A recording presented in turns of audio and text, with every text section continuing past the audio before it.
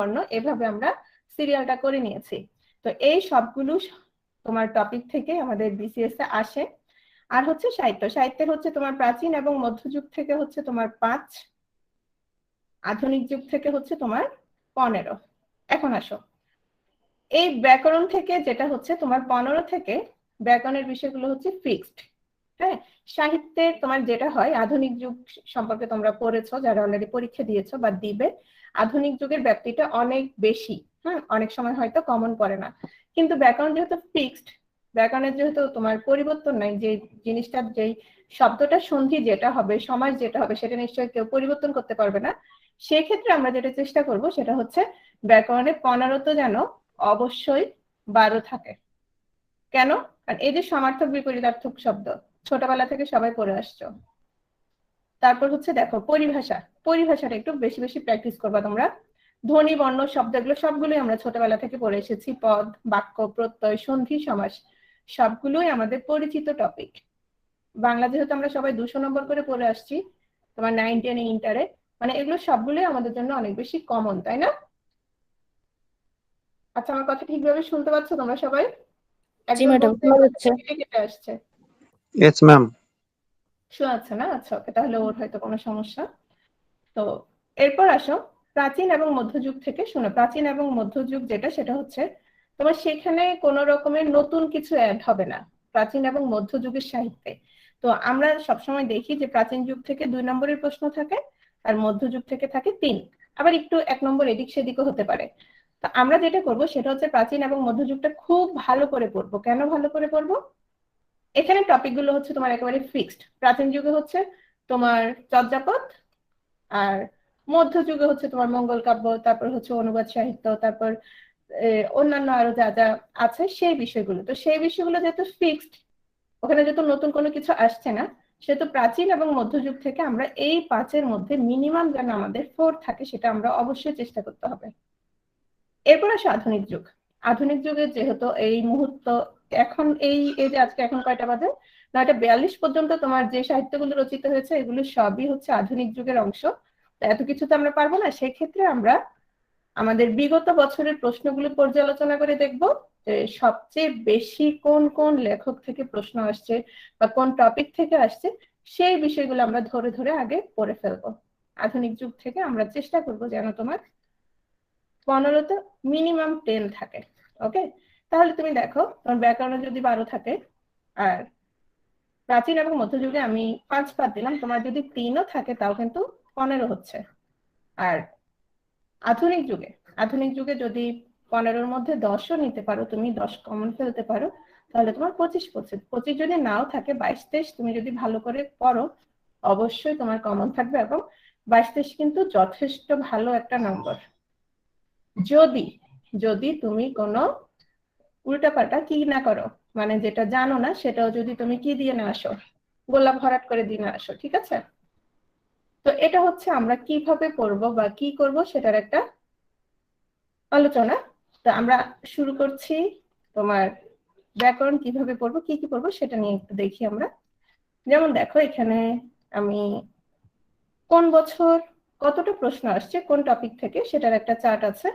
যেমন প্রয়োগ, অপপ্রয়োগ, বানানো, বাক্য শুদ্ধি। দেখো এখানে 38 বিসিএস এ 3টা প্রশ্ন আসছে, 37-এ 4টা প্রশ্ন আসছে, 35-এ 3টা প্রশ্ন আসছে। তার মানে আমরা বলতে পারি তোমার প্রিলির জন্য এই যে বানান, প্রয়োগ, অপপ্রয়োগ, বানানো, বাক্য শুদ্ধি খুবই ইম্পর্টেন্ট একটা টপিক। পরিভাষা, পরিভাষা থেকে প্রতিবার 1-2 করে প্রশ্ন আসে, মিনিমাম একটা প্রশ্ন অবশ্যই আসে, যেহেতু এটা সিলেবাসেই আছে। সমার্থক শব্দ থেকে সবসময় প্রশ্ন আসে, কখনো কখনো 2টো প্রশ্ন আসে। তো সমার্থক শব্দটা খুব বেশি ইম্পর্টেন্ট। পড়া জিনিসগুলো যেহেতু ভুল হয়, সেহেতু তোমার সবচেয়ে বেশি বেশি প্র্যাকটিস প্রয়োজন। বিপরীতার্থক শব্দ, এখানে এটা যেহেতু সিলেবাসের অন্তর্গত, এখান থেকেও একটি করে প্রশ্ন আসে। ধ্বনি এবং বর্ণ আমরা একসাথে পড়বো। যেটা ধ্বনি মূলত সেটা আমরা যখন লিখি তখন সেটা বর্ণ হয়ে ওঠে। তো সেখান থেকে দেখো 2-2 করে প্রশ্ন আসছে ধ্বনি বর্ণ থেকে। 36-এ ধ্বনি বর্ণ থেকে 4টা প্রশ্ন আসছে। এখন আসো, এই যে টপিকগুলো দেওয়া হয়েছে, এখান থেকে আবার ফিক্সড করা নেই কোনটা থেকে একটা আসবে বা কোনটা থেকে 2টো আসবে। হ্যাঁ, এটা ফিক্সড করা নেই। তোমার কোনো কোনো টপিক থেকে হয়তো খালিও যেতে পারে, আবার কোনো কোনো টপিক থেকে দেখা গেল 3টা কি 4টা প্রশ্ন আসতে পারে। এজন্য এই টপিকগুলো আমরা খুব ভালো করে পড়বো, প্রয়োগ অপপ্রয়োগ থেকে যে সমাস পর্যন্ত। এছাড়াও 40 বিসিএস আমরা যেটা দেখতে পেয়েছি, 40 না, অন্যান্য বিসিএস আমরা যেটা দেখতে পেয়েছি, সিলেবাসের যে টপিকগুলো দেওয়া আছে সেটার বাহিরেও তোমার 2-3টা করে অনেক সময় প্রশ্ন আসে। যেমন দেখো নত শত বিধান, তো আমি এটা তোমাদের পড়াবো, সন্ধির সাথে এই ক্লাসটা অ্যাড করে দিয়েছি আমি, ওখান থেকে মাঝে মাঝে প্রশ্ন আসে। উপসর্গ অনুসর্গ, কারক বিভক্তি, দেখো 2টো প্রশ্ন আসছে তোমার 40 বিসিএস, এমনকি 43 বিসিএস ও একটা প্রশ্ন আসছে, সেটা ছিল সম্প্রদায় রবীন্দ্রনাথ ঠাকুর কোন কারক স্বীকার করেন না, ওটা কারক সম্পর্কিত প্রশ্ন, যদিও সিলেবাসে নেই। এক কথায় প্রকাশ থেকে 3টা প্রশ্ন আসছে তোমার 40 বিসিএস এ, বাগধারা 2টো, অন্যান্য। তো আমরা আমাদের রুটিনটা যেভাবে সাজিয়েছি তোমরা সবাই নিশ্চয়ই দেখছো। এগুলোর মধ্যে তোমাদের যেটা থাকবে না সেটা হচ্ছে পরিভাষা, বিপরীত শব্দ, এই দুটো কোনো ক্লাস থাকবে না, ঠিক আছে? পরিভাষার জন্য যেটা করবা সেটা হচ্ছে আমাদের কাহুত দেওয়া আছে পরিভাষা, তারপর হচ্ছে আমাদের গুগল ফর্ম দেওয়া থাকবে। আর তোমরা সবাই বই কিনেছো, বিশেষ করে শিকড়ের বইটা অনেকে কিনেছো, আর যাদের শিকড়ের বইটা নেই তাদের নিশ্চয়ই অন্য প্রকাশনীর বইগুলো আছে, সেখান থেকে তোমরা পরিভাষাগুলো নিজেরাই দেখে নিবা, আর আমরা যখন গুগল ফর্ম দিব সেখানে তোমরা পরীক্ষা দিবা, ঠিক আছে?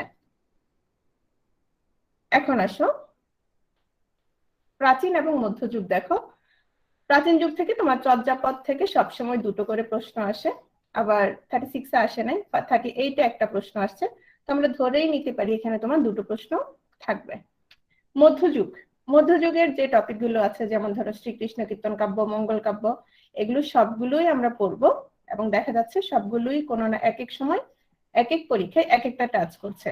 কখনো মঙ্গল কাব্য থেকে প্রশ্ন আসছে, কখনো অনুবাদ সাহিত্য থেকে, কখনো ধরো রোমান্টিক প্রণয় উপাখ্যান থেকে।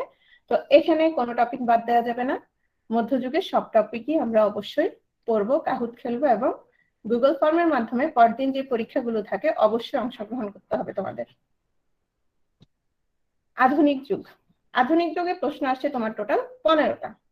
এখন আধুনিক যুগ তুমি কিভাবে পড়বা, যেহেতু 15টা প্রশ্ন কোত্থেকে কি আসে আমরা বুঝি না, তো সেক্ষেত্রে তুমি যদি দেখো প্রশ্ন আমরা যদি বিশ্লেষণ করি তাহলে আমরা দেখব প্রতি বছর তোমার, প্রতি বছর বলতে 35 থেকে আর কি, এর আগে তো তোমার 100 করে ছিল এবং নির্দিষ্ট কোনো সিলেবাস ছিল না, 35 থেকে 200 মার্কসে করে দেওয়া হয়েছে এবং তোমার সিলেবাস অন্তর্ভুক্ত করে দেওয়া হয়েছে। তো আমরা যদি দেখি তোমার এই 15 এর মধ্যে দেখা যাচ্ছে তোমার 2টি বা একটি প্রশ্ন অবশ্যই থাকে মুক্তিযুদ্ধ এবং ভাষা আন্দোলন ভিত্তিক সাহিত্য থেকে। এখান থেকে তোমার যদি একটি বা 2টি প্রশ্ন চলে আসে, এরপর আসো ওখান থেকে আমরা ধরো 2 বা 1 নম্বর পাবো। এখানে আছে ওরা 11 জন, অলরেডি আমি ওরা 11 জন নামে তোমাদের কাহুত দেওয়া হবে যখন, এখন তো তোমাদের সাহিত্যের কাহুত গুলো প্লে করতে দেওয়া হয় নাই, তো সাহিত্যের কাহুত গুলো যখন দেওয়া হবে তোমরা ওরা 11 জন নামে তোমার একটা না 2টো কাহুত পাবা। তো সেখানে দেখো এখানে হচ্ছে যেটা একটা তোমার রিউমার ছড়িয়েছিল সেটা হচ্ছে যে পিএসসি নির্ধারিত 11 জন থেকে প্রশ্ন আসে। বিষয়টা হচ্ছে পিএসসি কোনো 11 জন বলে কাউকে নির্ধারণ করে দেয়নি। হ্যাঁ, এটা তোমরা যখন সিলেবাস দেখিয়েছি আমি, তোমরা দেখেছো সেখানে শুধুমাত্র লেখা ছিল প্রাচীন ও মধ্যযুগ এবং আধুনিক যুগ, সেখানে কোনো লেখক বা সাহিত্যিকের নাম উল্লেখ করা ছিল না। কিন্তু যদি আমরা দেখি বিগত বছরের প্রশ্নগুলো সেখানে দেখা যাচ্ছে এই 11 জন থেকে কোনো না কোনো ভাবে প্রশ্ন আসে, তবে 11টা প্রশ্ন আসে না, এখান থেকে তোমার 6 থেকে 7টা প্রশ্ন আসে, 6 থেকে 7টা প্রশ্ন তুমি পাবা। এর মধ্যে তুমি ধরেই রাখবা যে রবীন্দ্রনাথ, নজরুল এবং মাইকেল থেকে অবশ্যই প্রশ্ন পাবা। তাহলে আমরা দেখো আমরা মুক্তিযুদ্ধ এবং ভাষা আন্দোলন থেকে যদি 2টি প্রশ্ন পাই, এই 11 জন থেকে আমরা পাচ্ছি ধরো মিনিমাম আমি 6টা প্রশ্ন ধরলাম, আমাদের কিন্তু 8টা প্রশ্ন এখানে হয়ে যাচ্ছে, তাই না? তাহলে আমি কিন্তু টার্গেট করেছিলাম আধুনিক যুগে কত বলো তো, কত টার্গেট করেছিলাম? লিখো, কেউ মাইক্রোফোন অন করবা না। আমরা আধুনিক যুগে 6 টার্গেট করেছি না, 10 বলেছিলাম। হ্যাঁ, আর এর বাহিরে যদি তুমি আরো বেশি মার্কস তুমি যদি পাও সেটা তো আরো ভালো, আমরা 10 ধরেছিলাম। তাহলে 10 এর মধ্যে তুমি দেখো এখানেই কিন্তু তুমি 8 থেকে 8টা আর মুক্তিযুদ্ধ এবং ভাষা আন্দোলন থেকে তুমি 2টো পেয়ে যাচ্ছ, 6টা আর 2টো মিলে তোমার 8টা হয়ে যাচ্ছে। আমাদের আর 2 থেকে 3টা আমাদের কমন ফেলতে হবে। সেক্ষেত্রে যেটা করব আমরা পঞ্চপাণ্ডব থেকে দেখা যায় সবসময় আমরা যদি প্রশ্নটা বিশ্লেষণ করে দেখি, আমাদের জীবনানন্দ দাশ থেকে প্রায় সময়ই প্রশ্ন থাকে। এরপর আসো আরো যাদের নিয়ে আমরা পড়বো, তাদের হচ্ছে রাজা রামমোহন রায়, মানিক বন্দ্যোপাধ্যায়। বিষয়টা হচ্ছে মানিক বন্দ্যোপাধ্যায় না, 3 বন্দ্যোপাধ্যায়কে আমরা অবশ্যই পড়তে হবে। সেই 3 বন্দ্যোপাধ্যায় হচ্ছে মানিক বন্দ্যোপাধ্যায়, তোমার হচ্ছে বিভূতিভূষণ এবং তারাশঙ্কর। এই 3 জনকে আমরা অবশ্যই পড়বো। এছাড়াও আখতারুজ্জামান ইলিয়াস, আহসান হাবিব, জহির রায়হান, তারাশঙ্কর, বিহারীলাল, মুনির চৌধুরী। তো এরকম আরো যারা গুরুত্বপূর্ণ আছেন তাদের নিয়ে আমরা পড়বো। এছাড়াও কিছু প্রগতিশীল লেখক নিয়ে পড়বো। এখন আসো, এই যে লেখকদের আমি নামগুলো দেখিয়েছি, ওনাদের থেকে আমরা কি পড়বো? একটা সময় যেটা হতো সেটা হচ্ছে তোমার জন্ম মৃত্যু সাল আসতো, তারপর কাব্যগ্রন্থ কিংবা ধরো উপন্যাস আসতো, অথবা প্রথম কোনটা শেষ কোনটা এগুলো আসতো। তো তোমরা যারা এবার 43 বিসিএস দিয়েছ কিংবা ধরো প্রশ্নগুলো দেখেছো, যারা দাওনি হয়তো প্রশ্ন দেখার কথা, তোমরা দেখেছো আস্তে আস্তে প্রশ্নগুলো কিন্তু আরো ভেতর থেকে করা হচ্ছে। কিরকম? ধরো একটা সময় প্রশ্ন আসতো যে ঝড়ের পালক কার কাব্যগ্রন্থ, হ্যাঁ, অথবা বনলতা সেন কার কাব্যগ্রন্থ। এখন দেখা যাচ্ছে সেটা আর হচ্ছে না। এখন কি করছে বলো তো? এখন দেখা যাচ্ছে তোমার কোন একটা কবিতা, তোমার কোন একটা পংক্তি তুলে দিয়ে বলছে যে এই লাইনটা কার। বুঝতে পেরেছো? মানে আস্তে আস্তে যেটা করছে সেটা হচ্ছে তোমার প্রশ্নগুলো আরো ভেতর থেকে করা হচ্ছে, কারণ ওই প্রশ্নগুলো তোমার এত কমন হয়ে গেছে, তোমার সব বইতে বা সবকিছুতেই আছে। এখন আসো, এত কিছুর মধ্যে যত ভেতর থেকেই করুক না কেন, একটা কথা না, এত কবিতা মনে রাখতে হবে না, একটা কথা মনে রাখবা, তোমার কমন প্রশ্ন অবশ্যই তোমার 140 থেকে 150টা থাকবেই থাকবে। এখন কথা হচ্ছে যত কমনই থাকুক না কেন, এগুলোর মধ্য থেকেই তোমরা কি করবা? ভুল করে দিয়ে আসবা।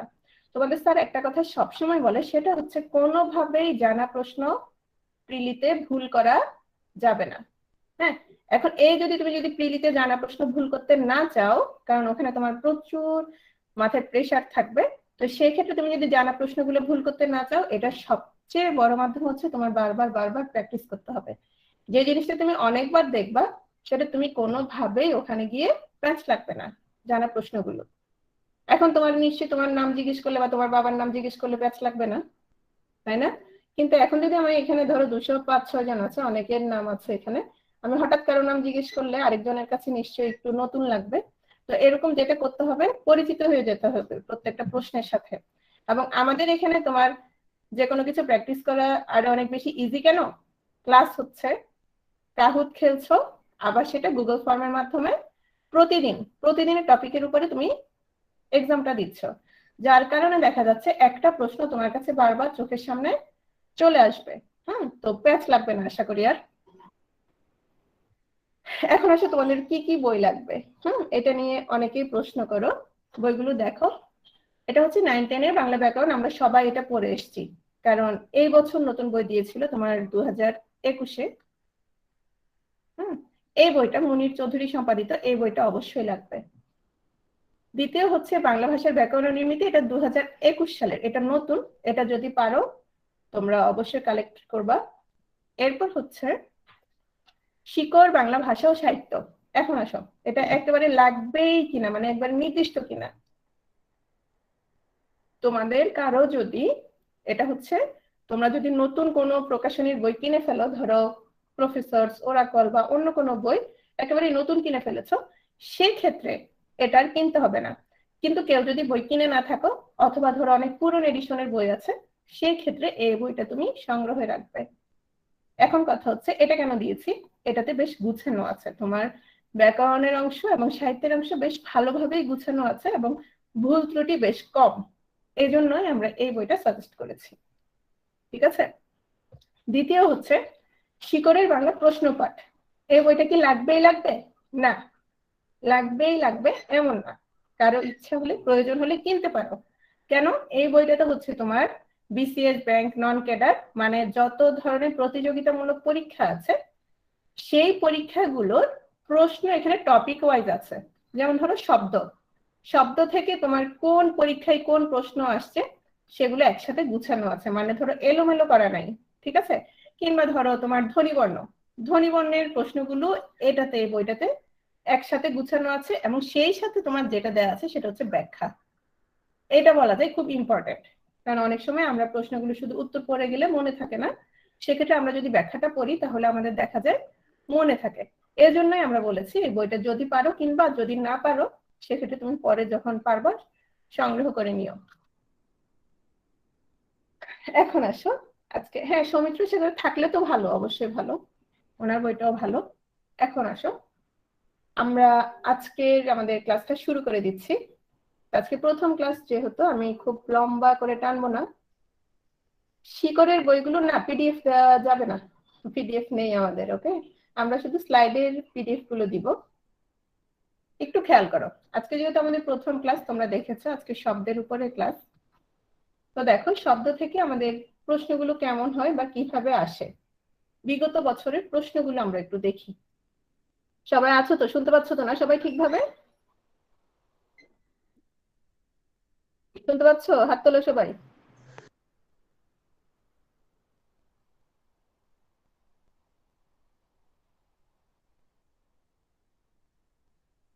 ওকে, এতক্ষণ পর্যন্ত দেখলাম যে আমরা কিভাবে পড়বো, কি পড়বো।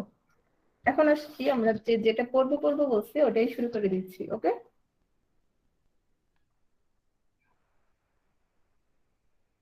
আচ্ছা 9-10 হ্যাঁ একজন বলেছে 9-10 ব্যাকরণ বইটা না কিনলেও চলবে, এটা তোমরা পিডিএফ পেয়ে যাবা, তোমার এমটিএসসি এর তোমরা ওয়েবসাইটে গেলে তোমরা পিডিএফটা পেয়ে যাবা, কেনা লাগবে না, ঠিক আছে।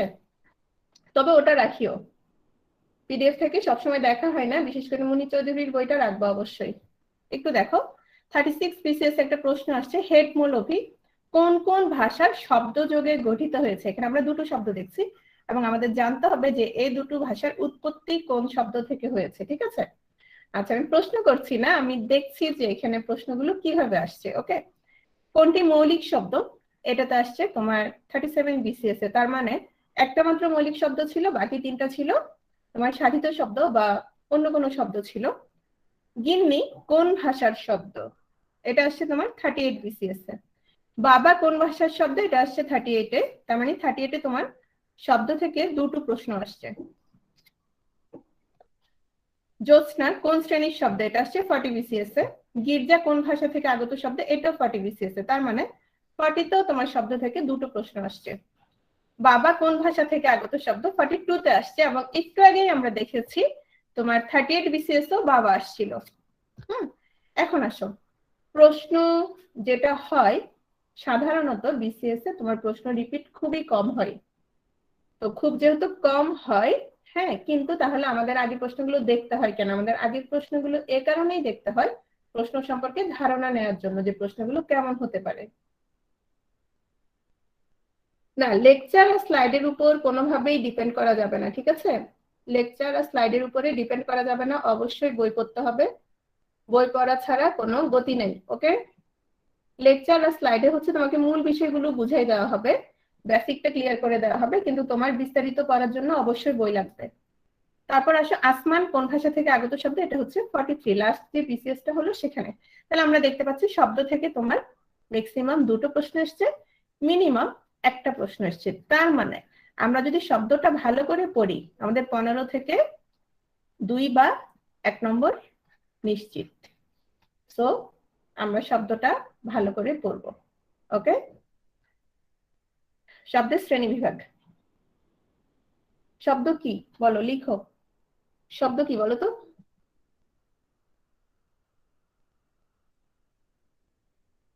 শব্দ,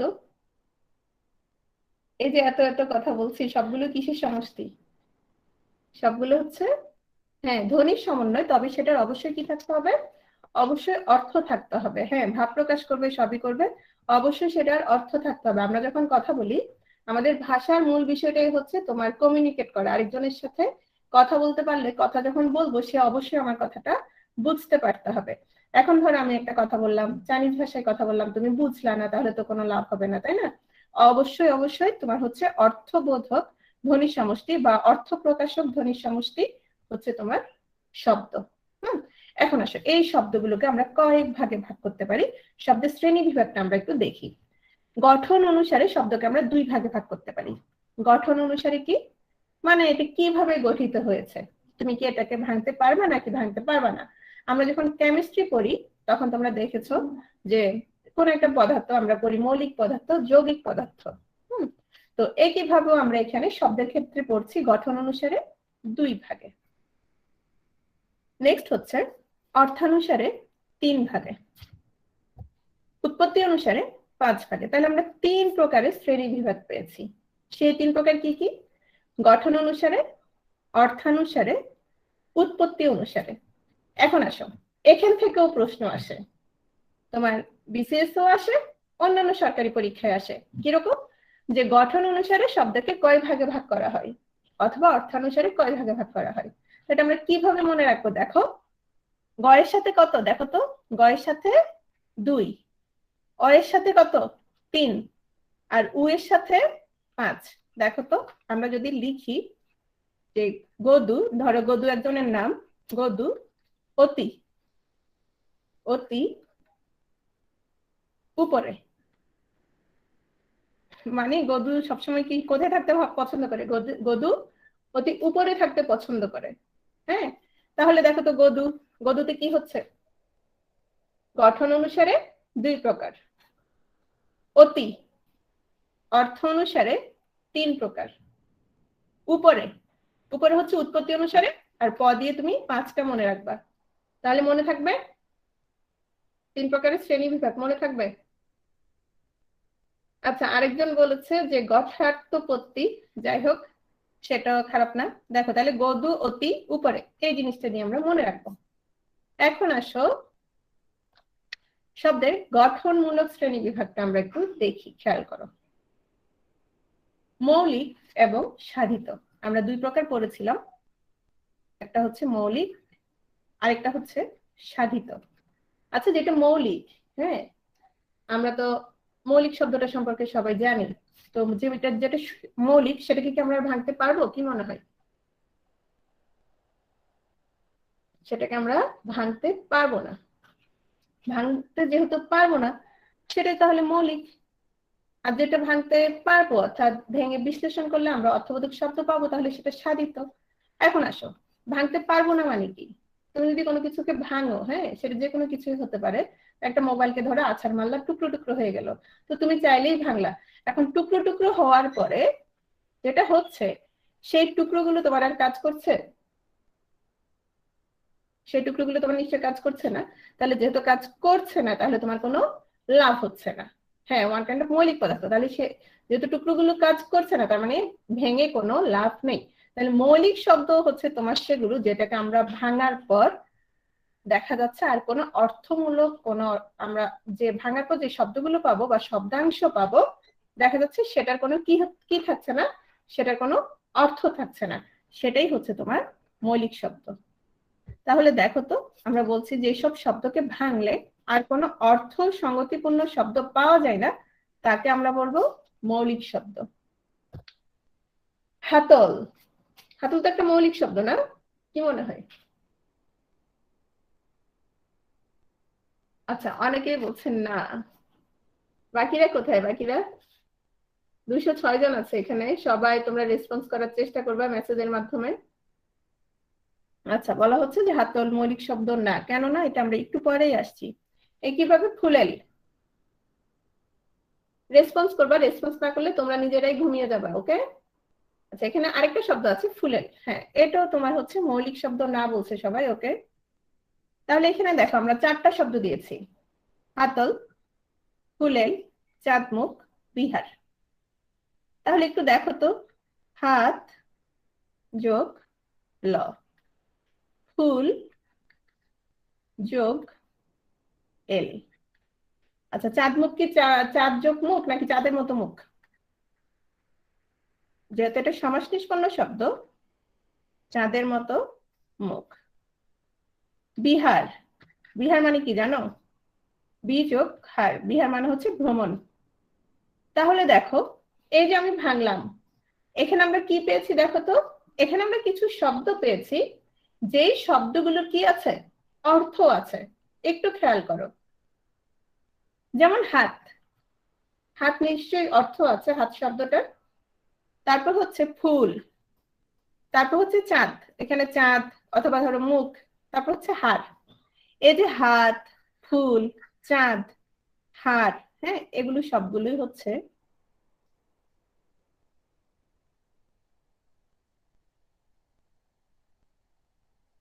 এগুলোকে ভাঙলে আমরা আর কোনো কি পাবো না, অর্থবোধক শব্দ পাবো না। তাহলে যে হাত, ফুল, চাঁদ, হার, এগুলোকে আমরা কি বলবো? এগুলোকে আমরা বলবো মৌলিক শব্দ। ওকে, এগুলোকে আমরা বলবো মৌলিক শব্দ। তাহলে মৌলিক শব্দের সাথে যখন কোন একটা শব্দাংশ যুক্ত হচ্ছে, উপসর্গের মাধ্যমে হোক কিংবা ধরো প্রত্যয় সাধিত হোক কিংবা সমাসের মাধ্যমে হোক, তখন যে শব্দগুলো হচ্ছে সেগুলো তাহলে কি শব্দ তখন? সেগুলো হচ্ছে তোমার, তার মানে এখানে হাতল, ফুলেল, চাঁদ, মুখ, এই সবগুলি হচ্ছে তোমার সাধিত শব্দ। বুঝছো? আচ্ছা, এখানে দেখো তো, হস্ত, চাঁদ, নজির, মহকুমা, দাম, এই শব্দগুলো দেখি কি মনে হচ্ছে? এগুলো কি মৌলিক শব্দ নাকি সাধিত শব্দ? কোনটা মৌলিক কোনটা সাধিত লিখো তো সবাই, একটু দেখো সবাই, যারা আছো সবাই দেখো।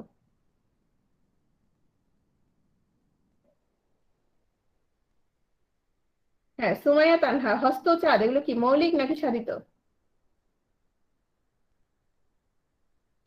এখানে কি একটাও আছে যেটা সাধিত? Very good. অনেকেই বলছে যে এখানে সবগুলোই হচ্ছে তোমার হস্ত, চাঁদ, দাম মৌলিক না, এখানে সবগুলোই মৌলিক শব্দ। এখানে যে শব্দগুলো আছে, হস্ত, চাঁদ, নজির, মহকুমা, দাম, এই সবগুলোই হচ্ছে তোমার মৌলিক শব্দ। একটাও কি নেই? সাধিত শব্দ একটাও নেই। সাধিত শব্দ নেই না। মহকুমা, এই তুমি এখানে কি অর্থ পাইছো বলো তো আহমেদ মাসুম? এখানে কোনো অর্থ নেই। মহকুমা কোনো অর্থ পাচ্ছ? তুমি যদি কোনো অর্থ পাচ্ছ না, হ্যাঁ, এখানে এগুলো সবগুলোই হচ্ছে তোমার মৌলিক শব্দ। ওকে, যদি হস্তক্ষেপ হতো তাহলে একটা কথা ছিল, হ্যাঁ, চাঁদ, চাঁদের মতো মুখ, তখন একটা কথা ছিল। নজির বিহীন, তখন একটা কথা ছিল, তাই না? তখন সেগুলো সাধিত হয়ে যেত। এগুলো ভাঙলে আমরা একটারও অর্থ যেহেতু পাবো না, এগুলো হচ্ছে মৌলিক শব্দ। তাহলে মৌলিক শব্দ নিয়ে সবার মোটামুটি ধারণা ক্লিয়ার কিনা বলো তো? ইয়েস হলে ইয়েস লিখো, নো হলে নো লিখো, ওয়াই লিখো। ম্যাম, মহকুমা অর্থ কি? মহকুমা, আচ্ছা একটু পরে আসছি। এই প্রশ্নগুলোর অর্থগুলো অনেকেই অর্থ জিজ্ঞেস করে শব্দের, বলছি। সবাই ওয়া লিখো যারা যারা জানো।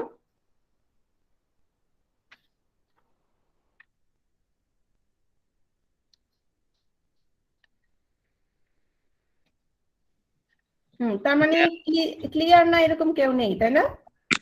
সবাই ম্যাম, মোটামুটি ক্লিয়ার, বলো। ম্যাম ওই দা কি অর্থবোধক শব্দ হিসেবে ব্যবহার হয় না? বুঝি নাই। দা। আচ্ছা, দা অর্থবোধক শব্দ হিসেবে ব্যবহৃত হতে পারে, হ্যাঁ, কিন্তু এই শব্দটা তোমার উপসর্গ, প্রত্যয়, সমাস অথবা ধরো বিভক্তি যুক্ত হচ্ছে কিনা সেটা একটা কথা। তোমার দামটা কিন্তু সরাসরি মৌলিক শব্দ, বুঝতে পারছো?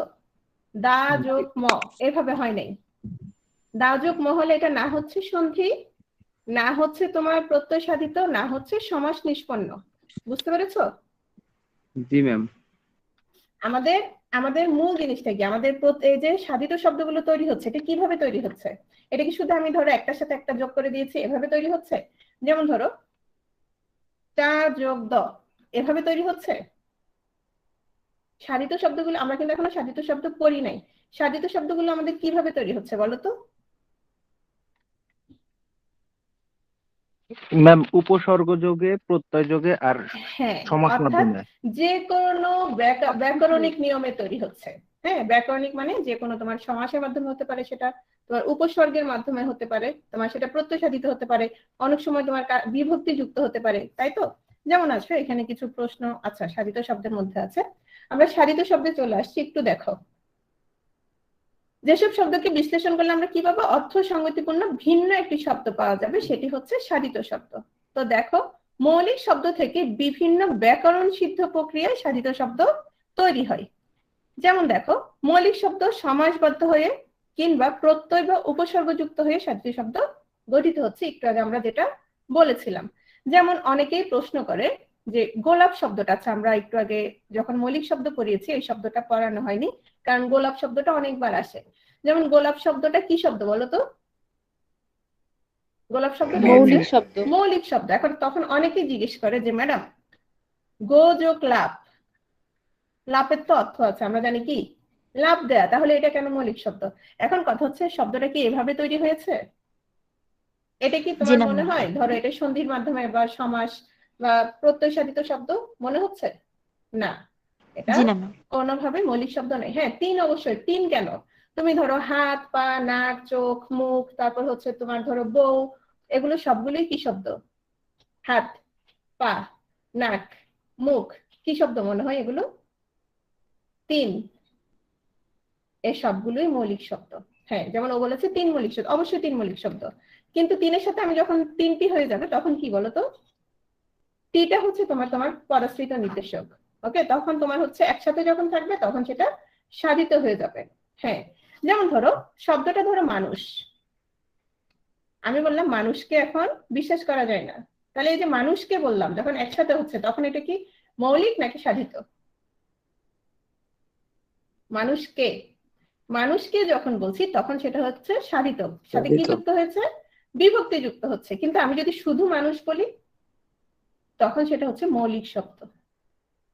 ওকে, একইভাবে যেমন গোলাপ, গোলাপ থেকে আমাদের যখন একজন গোলাপি বানানটা লিখেছে, গোলাপি বানানটা দীর্ঘ ইকার দিয়ে হবে না, হ্রস্ব ইকার দিয়ে হবে। গোলাপ এবং গোলাপি দুটোই হচ্ছে তোমার ফার্সি শব্দ, যার কারণে তোমার বিদেশি শব্দে দীর্ঘ ইকার হবে না। তো গোলাপের সাথে যখন ই যুক্ত হচ্ছে, গোলাপি হয়ে যাচ্ছে, তখন সেটা হয়ে যাচ্ছে সাধিত শব্দ। ওকে,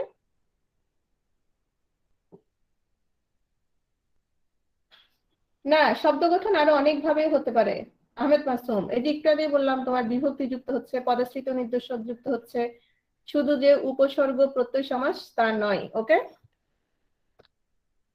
এখন আসো সাধিত শব্দ।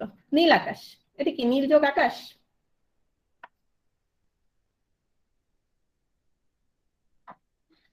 নীল যে আকাশ। হ্যাঁ, তাহলে এটা কি সম্পন্ন? আমাদের সমাস নিষ্পন্ন শব্দ, তাই না? নীল যে আকাশ। এখানে নীল এবং আকাশ দুটোই কিন্তু কি শব্দ? দুটোই হচ্ছে তোমার মৌলিক শব্দ। ডুবুরি, ডুব যোগ উরি, প্রশাসন, প্র যোগ শাসন। তাহলে দেখো তো আমরা মৌলিক শব্দ পাচ্ছি কিনা? আমরা মৌলিক শব্দ পাচ্ছি। এই মৌলিক শব্দগুলোই যখন সমাসের মাধ্যমে, প্রত্যয়ের মাধ্যমে, উপসর্গের মাধ্যমে নতুন কোন শব্দ গঠন করে তখন সেটা কি শব্দ হচ্ছে? তখন সেটা হচ্ছে সাধিত শব্দ। সাধিত শব্দ। ওকে, তাহলে দেখো তো অকাজ, মানুষকে ঢাকায়, গরমিল, মেঘলা, এই শব্দগুলো দেখো তো কোনটা কোনটা মৌলিক কোনটা সাধিত? সব সাধিত। সবগুলোই সাধিত ম্যাম। এখানে সবগুলোই সাধিত। হ্যাঁ, সবগুলোই সাধিত। কেন? দেখো এখানে কি যুক্ত হয়েছে? উপসর্গ যুক্ত হয়েছে। মানুষকে কি যুক্ত হয়েছে? বিভক্তি। বিভক্তি যুক্ত হচ্ছে। ঢাকায় কি যুক্ত হয়েছে?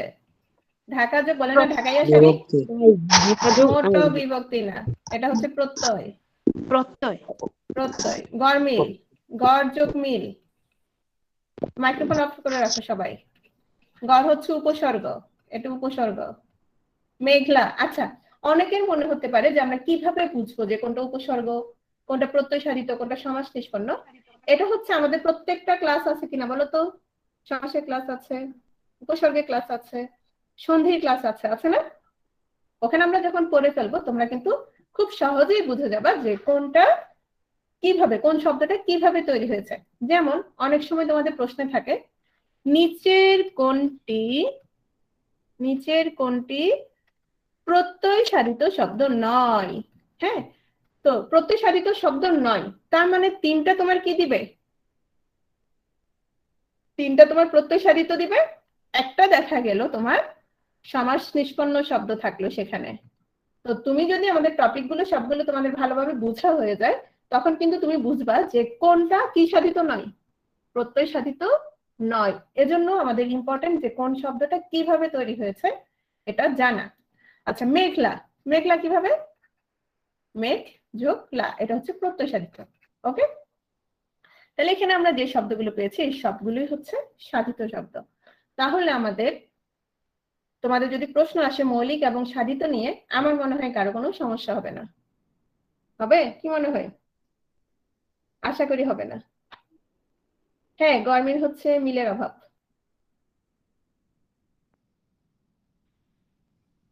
ইনশাল্লাহ হবে না। ওকে, ম্যাডাম একটা কোশ্চেন ছিল। হ্যাঁ, কোশ্চেন গুলি একটু পরে নিচ্ছি আমরা সব একসাথে। মাইক্রোফোন অন করলে একটু সমস্যা হচ্ছে, অথবা তুমি লিখে রাখো, আমি সব প্রশ্নের অ্যান্সার অবশ্যই দিব।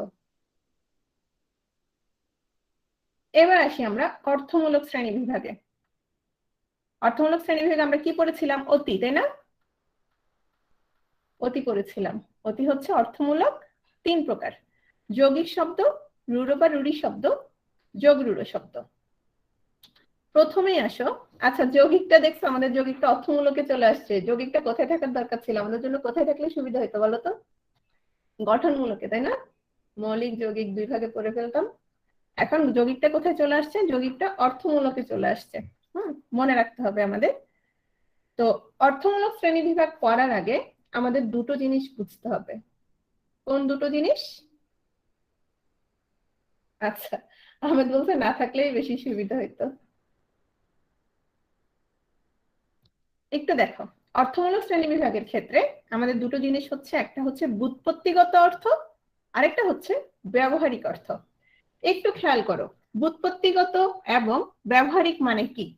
ব্যুৎপত্তি শব্দটাই বাদ দাও, তুমি মনে রাখো উৎপত্তি। কোনটা মনে রাখবা? উৎপত্তি বুঝো তো না? রুট, রুট কোত্থেকে আসছে। তাহলে আমরা যদি উৎপত্তিটা মনে রাখি আর ব্যবহারিকটা মনে রাখি, তাহলে আমরা বুঝে যাব। হ্যাঁ, দেখো, আচ্ছা মাইক্রোফোন অফ রাখো সবাই। যেমন ধরো, আমরা যখন অ্যাপ্লিকেশন লিখি, হ্যাঁ, কোন একটা বিষয় নিয়ে, তো অ্যাপ্লিকেশন আমরা কি লিখি একদম সর্বশেষে?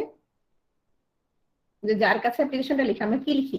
আমরা বাধিত থাকবো লিখি কিনা বলো তো? বলি না যে বাধিত থাকবো?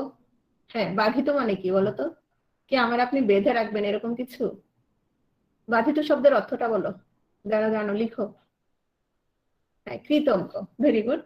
অনেকে বলছে যে বাধিত শব্দের অর্থ হচ্ছে কৃতজ্ঞ, কিন্তু শব্দটা কোথেকে আসছে জানো? শব্দটা আসছে বেঁধে রাখা থেকে। এখন আমরা কি বেঁধে রাখা অর্থে ব্যবহার করছি? বেঁধে রাখা অর্থে আমরা ব্যবহার করছি না।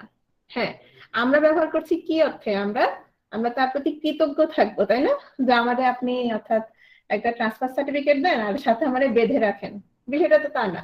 ট্রান্সফার সার্টিফিকেট দিলে আমরা কি থাকবো? আমরা কৃতজ্ঞ থাকবো। এখন আসো, তাহলে এটার ব্যুৎপত্তি অর্থাৎ উৎপত্তিমূলক ব্যবহার হচ্ছে কি? বেঁধে রাখা।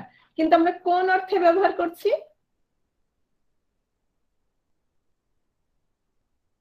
আমরা ব্যবহার করছি কৃতজ্ঞ অর্থে। ঠিক একই ভাবে বলতো হস্ত অর্থ কি? হস্ত অর্থ হচ্ছে হাত, তাই না? হাত। এই হস্ত থেকে যখন হস্তি হয়ে যাচ্ছে, তখন আমরা কোন অর্থে ব্যবহার করছি হস্তি শব্দটা? হাতি অর্থে। হ্যাঁ, অর্থাৎ একটা প্রাণী অর্থে। তাহলে দেখা যাচ্ছে তোমার উৎপত্তির সাথে তোমার কিসের মিল নাই?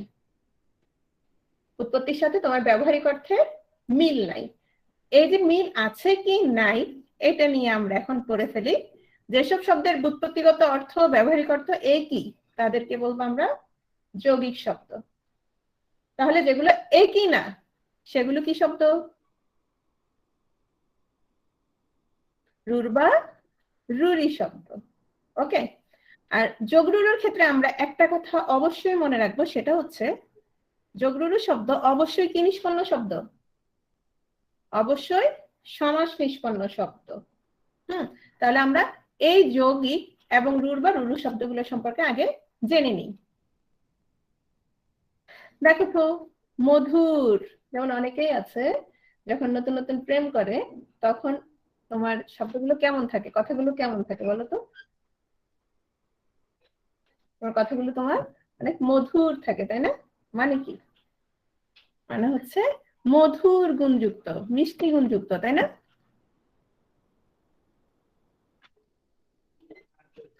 এখন আসো, মধুর বলতে কি আমরা তিক্ত কোনো কিছু বুঝি? যে যখন সম্পর্ক যখন কিছুদিন চলে যায় তখন সবকিছু কেমন হয়ে যায় বলো তো? মারামারি পিটাপিটের অবস্থায় চলে যায়। আমরা তো সেটা বুঝি না। আমরা মধুর মানেই কি বুঝি? মধুর মানে আমরা মিষ্টি গুণযুক্ত কিছু একটা বুঝি। জলযান, তোমরা প্লেনকে কি কখনো জলযান বলো?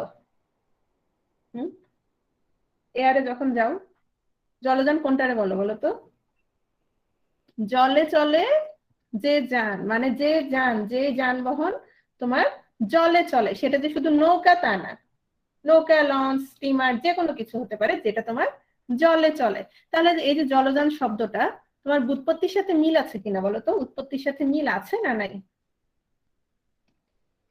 এই কেউ কি ঘুমাই গেছো? চাটা খেয়ে ভালো করে তারপর বসবা ক্লাসে, বুঝছো? আচ্ছা, কোলে নেস কেন? ওরা ওর মতো থাকতে দে না। সবাইকে কথা জাগাই বলবে দিচ্ছে না। কে? মাইক্রোফোন অন করছে, এবার সবাই নিশ্চয়ই জেগে যাবে।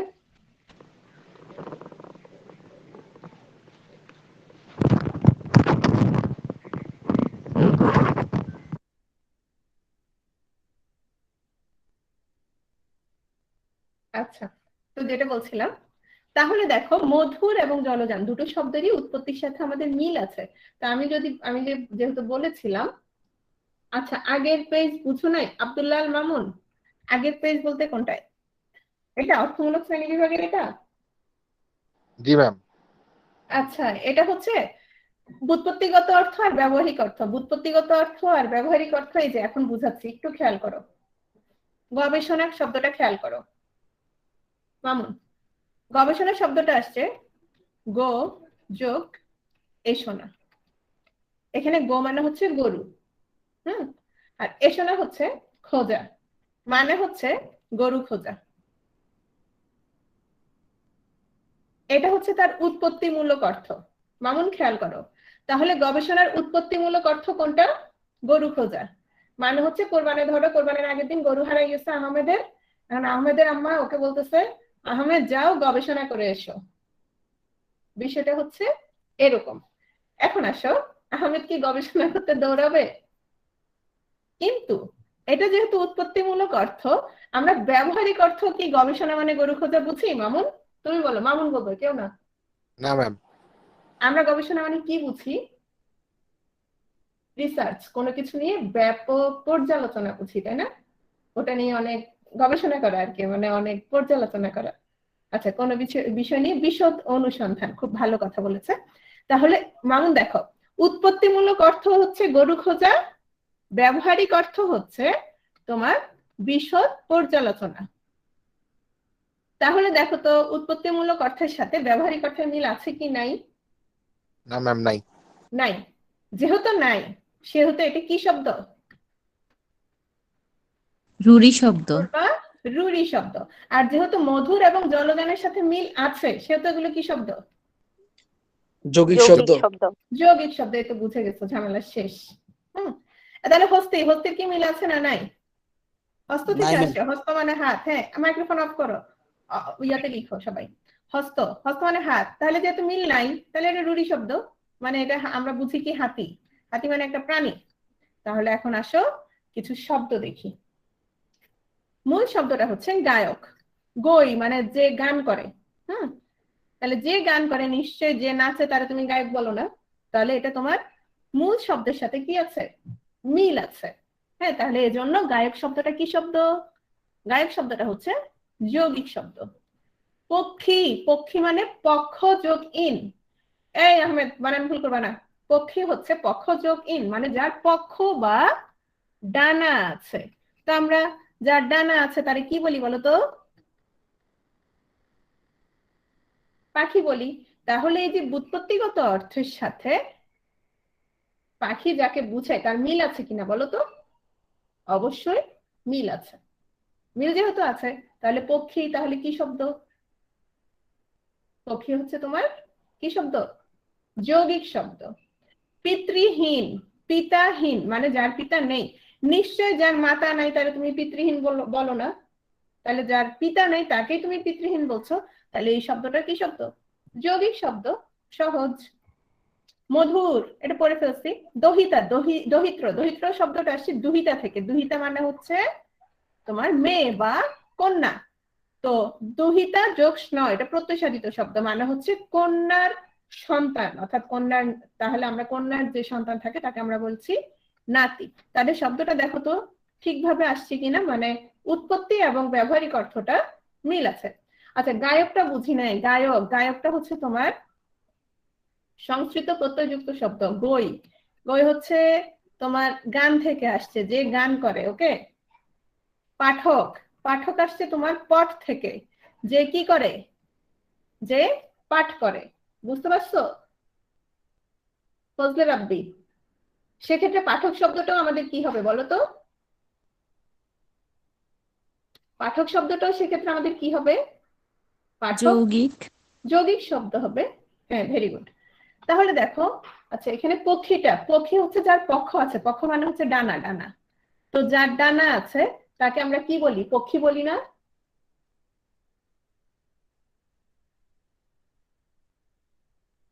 ভাগিনেয়, হ্যাঁ ভাগিনেয় হচ্ছে, একজন জিজ্ঞেস করেছে, ফরাজি, ফরাজি জিজ্ঞেস করেছে ভাগিনেয় কি যৌগিক শব্দ কিনা। ভাগিনেয় তোমার আসছে কোত্থেকে? ভাগিনী বা ভগ্নী থেকে। ভগ্নী মানে কি বলতো? বোন। তো বোনের সন্তান। তাহলে দেখো তো মিল আছে কিনা। ভাগিনেয় কি যৌগিক হবে না রূঢ়ি হবে? কি কি মনে হয়?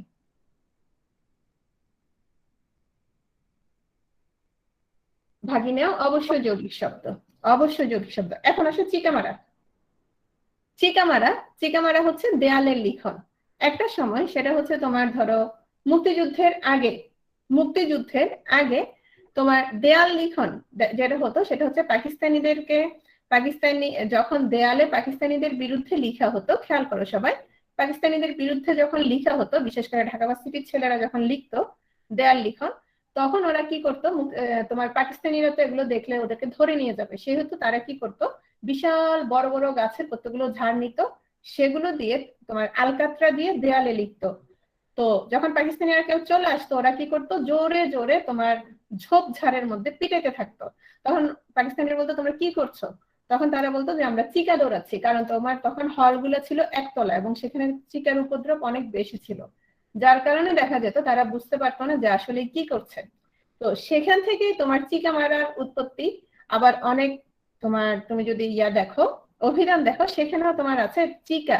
চিকা শব্দটা ড্যাশ বা পূরণ চিহ্ন আছে, ঠিক আছে? তো ওখান থেকেই তোমার এই উৎপত্তিটা, দেয়ালের লিখন। এই চিকা মানে তোমরা মনে করবা না যে ইঁদুর জাতীয় যে প্রাণীটা আছে সেটা। এই ক্ষেত্রেও এটা তোমার হচ্ছে যৌগিক শব্দ। ওকে। এখন আসো আরো কিছু শব্দ দেখি, যেমন বাবুয়ানা। বাবুয়ানা কোত্থেকে আসছে? সাইদা মাসরা ছবি দিয়েছে। নীলুফা, আমরা আসছি তো। দেখো, বাবুয়ানা হচ্ছে তোমার বাবুর ভাব। বাবুর ভাব, যদিও এখন তোমার বাবু শব্দটা অন্য অর্থে ব্যবহৃত হয়। তো বাবুর ভাব যাদের আছে তাদেরকে কি বলা হচ্ছে? তোমার বাবু যোগ আনা। তো যাদের বাবুর ভাব আছে তাদেরকে বাবু আনা বলছে, তাহলে এটা হচ্ছে বাবুর মতো ভাব। মিতালি, তোমার মিতালি শব্দটা হচ্ছে বন্ধুর মতো ভাব। মিতা যোগালি। গমন, গমন হচ্ছে তোমার গম যোগন, একটু খেয়াল করো। তারপর গোলাপি, গোলাপ যোগী, একটু খেয়াল করো তো। আচ্ছা, বাবুয়ানা নিশ্চয় যার বাবুর ভাব নাই তাকে বুঝি না, যার বাবুর ভাব আছে। আচ্ছা, শব্দগুলো আমরা আসবো তো। আসাদ, তোমরা যারা শব্দগুলো লিখছো আমি সবগুলোই অ্যান্সার দিব, সবগুলোতেই আসছি, কোনো চিন্তা করিও না তোমরা কেউ। কারণ একটা টপিক থেকে আমি হুট করে অন্য টপিকে চলে গেলে অন্যদের মনোযোগটা একটু বিঘ্নিত হবে, ঠিক আছে? দেখো, মিতালি তোমার শব্দটা মানে ধরো বিষয়টা এমন যে বন্ধুর মতো ভাব। হ্যাঁ, তাহলে দেখো তো আমাদের ব্যুৎপত্তির সাথে মিল আছে কিনা। আমরা কিন্তু এখনো যৌগিক শব্দ পড়ছি, রূঢ়ি শব্দটা এখনো যায়নি, ঠিক আছে? তাহলে মিল আছে। হ্যাঁ, মিতালি, আচ্ছা বাবু হচ্ছে সেই বাবু না? এখানে বাবু আনা বিষয়টা হচ্ছে, তোমরা কেউ সেই সময় বইটা পড়েছো? সেই সময় বইটা কেউ কি পড়েছো? অনেকেই পড়েছো বা অনেকে পড়ো নাই।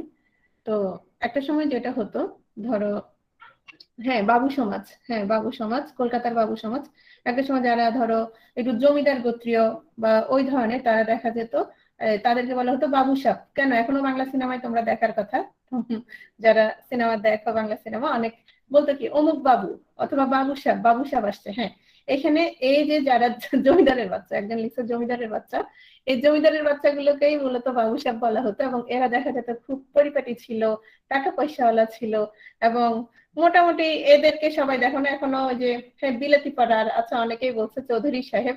হ্যাঁ, তো এই যে ওই ভাবগুলো যাদের ছিল তাদেরকেই মূলত হচ্ছে বাবুর ভাব যারা ছিল, ওই তাদেরকেই বলা হচ্ছে তোমার বাবুয়ানা। তাহলে এটা তোমার যেহেতু ব্যুৎপত্তিগত অর্থের সাথে মিল আছে, আচ্ছা চিকামারা আবার বুঝিয়ে দিব, ওকে, সমস্যা নেই।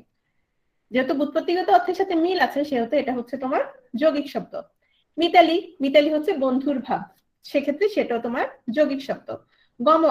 গমন হচ্ছে তোমার যাওয়ার ভাব, মানে কোথাও যাওয়া। হ্যাঁ, তো সেটাও গমন তোমার যৌগিক শব্দ। গোলাপি শব্দটা আসছে গোলাপ থেকে, গোলাপের মতো, গোলাপি রং, সেক্ষেত্রে এই সবগুলো শব্দ তোমার বাবুয়ানা, মিতালি, গমন, এগুলো সবগুলোই তোমার যৌগিক শব্দ। এবার আমরা আসছি রুর বা রুরি শব্দ। খেয়াল করো, আরে এটা গমন, যাওয়া, তোমার গমন হচ্ছে যাওয়ার ভাব, মানে যাওয়ার কাজের নাম। ওকে, রুর বা রুরি শব্দটা দেখো, প্রত্যয় বা উপসর্গ, সমাস বলা হয়নি। আমরা সমাস কোনটার ক্ষেত্রে বলেছিলাম বলো তো? সমাস কোনটার ক্ষেত্রে বলেছিলাম? যোগরূঢ়। যোগরূঢ়। তাহলে প্রত্যয় বা উপসর্গ যোগে গঠিত যেসব শব্দের ব্যুৎপত্তিগত অর্থ, ব্যবহারিক অর্থ আলাদা, তাদেরকে আমরা রুর বা রুরি শব্দ বলবো। তাহলে এতক্ষণ পর্যন্ত আমরা যেগুলো পড়েছিলাম সেগুলোর ব্যুৎপত্তিগত অর্থ এবং ব্যবহারিক অর্থ কি ছিল? ব্যবহারিক অর্থ মিল ছিল, এবং সেজন্য সেগুলোকে আমরা বলেছি যৌগিক। এখন যেহেতু মিল থাকবে না, আমরা তাহলে কোন কোন শব্দে দেখি মিল নাই? হস্তি, অলরেডি অনেকবার বলেছিলাম, যার হস্ত আছে। হস্ত তো তোমার আমার সবার আছে, কিন্তু হস্তি বলতে আমরা কি বুঝি? একটা প্রাণী বুঝি, প্রাণী বানানটা হয় নাই, রসইকার হবে। তো হস্তি শব্দটা তাহলে তোমার কি শব্দ? রুর শব্দ বা রুরি শব্দ। ওকে, যেহেতু হস্ত থেকে আসছে, আর হস্ত মানে হচ্ছে হাত, তার মানে এটা উৎপত্তির সাথে মিল নেই। গবেষণা অলরেডি বলে ফেলেছি, গরু থেকে আসছে, গরু খোঁজা, কিন্তু আমরা বুঝি ব্যাপক অধ্যয়ন, পর্যালোচনা। বাঁশি দেখো তো, বাঁশি আসছে বাঁশ থেকে, বাঁশ কি বলতো? বাঁশ হচ্ছে একটা গাছ, তাই না? তাহলে দেখো, বাঁশের সাথে ইন, কিন্তু বাঁশ যোগ ইন বাঁশি। আমরা বাঁশি বলতে কি বুঝি? আমরা কোনো গাছ বুঝি নাকি বাদ্যযন্ত্র বুঝি? বাঁশি বলতে বাদ্যযন্ত্র বুঝি বাঁশি বলতে, কিন্তু আসছে কোত্থেকে? আসছে বাঁশ থেকে। তাহলে শব্দটার ব্যুৎপত্তিগত অর্থের সাথে ব্যবহারিক অর্থে মিল নাই। মিল যেহেতু নাই, এগুলো কি শব্দ? এগুলো সবগুলো রুর বা রুরি শব্দ। যেমন দেখো, এখানে হচ্ছে একেবারে কমন গুলো তোমাদের আগে দিয়েছি, হ্যাঁ, এরপরে আমাদের আনকমন উদাহরণ গুলো আছে। একটু দেখো, তৈল, তৈল শব্দটা আসছে তিল থেকে, মানে আমরা তিল থেকে যেটা পাই সেটাকে তৈল বলবো। কিন্তু আমরা কি করি? আমরা সয়াবিন থেকে যেটা পাচ্ছি, অলিভ থেকে যেটা পাচ্ছি, তারপর হচ্ছে তোমার মাছের থেকে, তারপরে যে কোনো কিছু থেকে স্নেহ জাতীয় যে পদার্থই পাচ্ছি, সবগুলোকেই আমরা কি বলছি বলতো? সবগুলোকেই আমরা বলছি তৈল। কিন্তু আমাদের তৈল কোনটাকে বলা উচিত? সরিষা থেকে, হ্যাঁ সরিষা থেকে যেটা পাচ্ছি সেটাকেও তৈল বলছি, কিন্তু আমাদের তৈল বলা উচিত শুধুমাত্র যেটা কোত্থেকে আসছে, যেটা তিল থেকে আসছে, যেটা তিল থেকে আসছে। এই যে বাকি 210 জন আছো তো সবাই? ঘুম আসছে কারো? ঘুম আসলে হাত তোলো। জি ম্যাম আছি। আচ্ছা না, ওকে ঠিক আছে, এখান থেকে একটা প্রশ্ন পাবা, বুঝছো? তোমার বিসিএস এ না আসুক, অন্য সরকারি সরকারি পরীক্ষায় হলেও আসবে, এটা একেবারে নিশ্চিত থাকো। একজনে বলছে জীবনে ঘুম কিসের, কিন্তু এটার বিপরীতে একটা কথা আছে যে জীবনে আছে আর কি, কাঁথার বালিশ ছাড়া।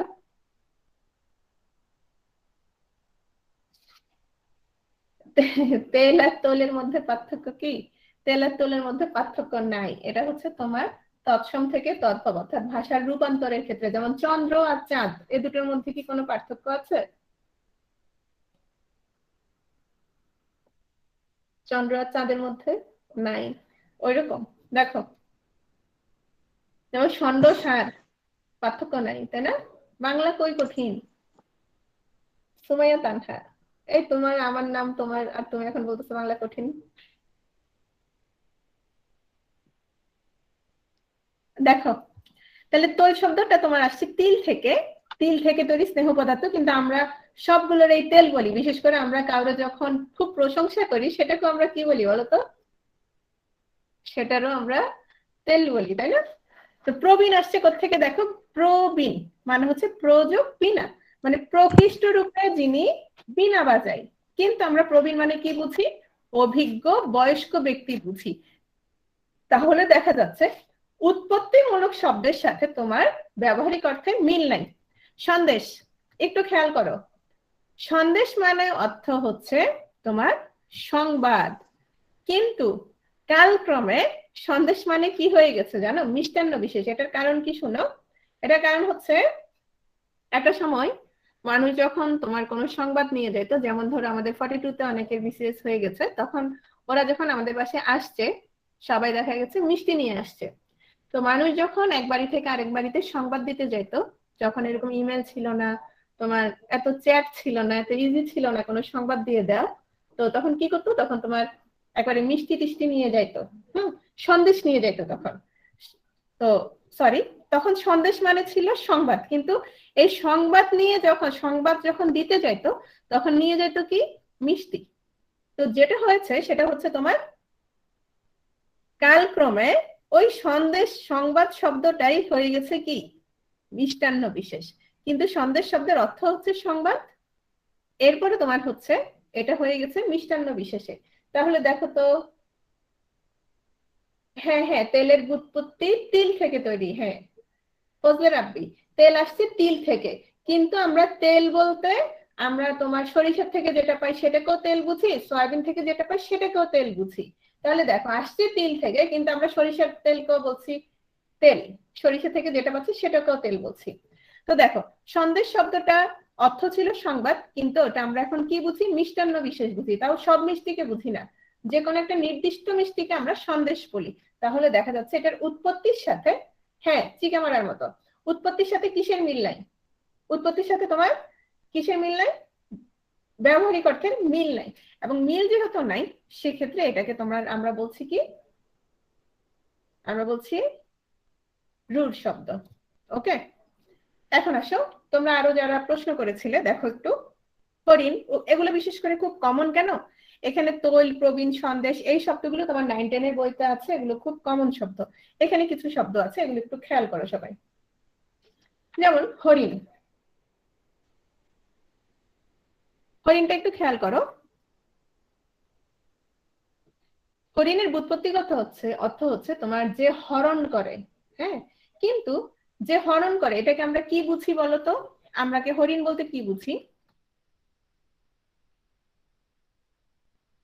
প্রাণীকে বুঝি। আমরা হরিণ বলতে একটা প্রাণীকে বুঝি, এবং যেহেতু একটা প্রাণীকে বুঝি, তাহলে এটা কি হচ্ছে? ব্যুৎপত্তি অর্থের সাথে তোমার কি নেই? মিল নেই। ওকে, এই প্রাণী বানান ভুল, প্রাণী বানান রসইকার। উপসর্গ, একটু খেয়াল করো। উপসর্গ মানে উপযোগ সর্গ, মানে আগের অধ্যায়। হ্যাঁ, সর্গ মানে কি বলতো? সর্গ মানে হচ্ছে অধ্যায়। যেমন আমরা বলি না যে কয়টা স্বর্গে বিভক্ত?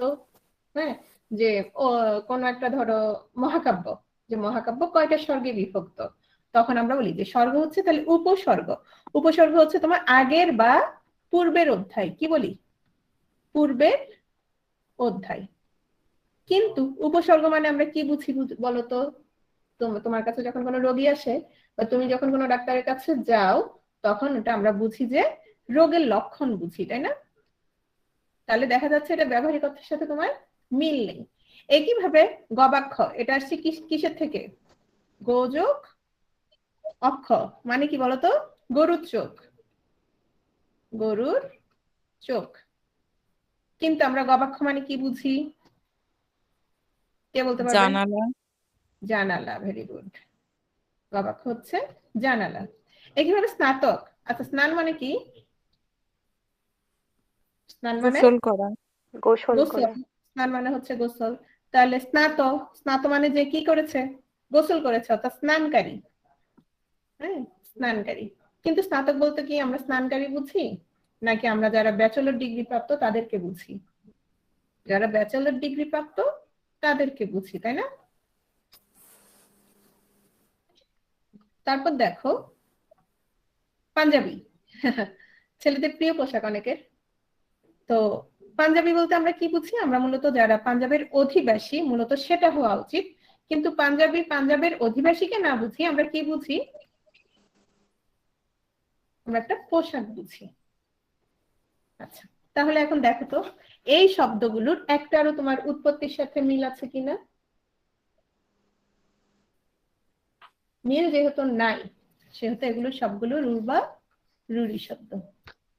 আরো কিছু শব্দ দেখি, যেমন পলাশ। পলাশ শব্দটা আমরা কি হিসেবে চিনি? পলাশ শব্দটা আমরা চিনি ফুল হিসেবে, তাই না? কিন্তু পলাশ শব্দটা কোত্থেকে আসছে দেখো, এটা হচ্ছে তোমার পল যোগ আশ, মানে হচ্ছে তোমার পল। পল হচ্ছে তোমার ভাত, অর্থাৎ ভাতের সাথে পল হচ্ছে তোমার মাংস, মাংস মিশ্রিত ভাত, মাংস মিশ্রিত ভাত। কিন্তু আমরা কি বুঝি? আমরা বুঝি হচ্ছে ফুল। না, হরিণ শব্দের বিশ্লেষণটা, আচ্ছা হরিণ শব্দের বিশ্লেষণটা হচ্ছে তোমার ফ্রি যোগ ইন। ওকে, এটা একটা প্রশ্ন।